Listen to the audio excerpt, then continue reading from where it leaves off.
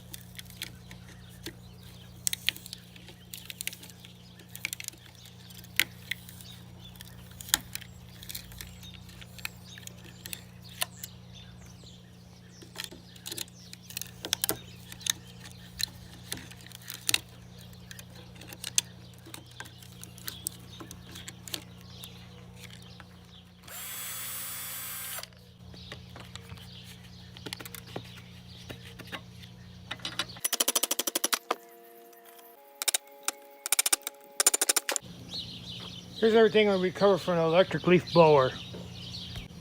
Almost 2 pounds of steel. Almost a half a pound of copper. For an electric leaf blower, estimated value for scrap, a little bit over $2.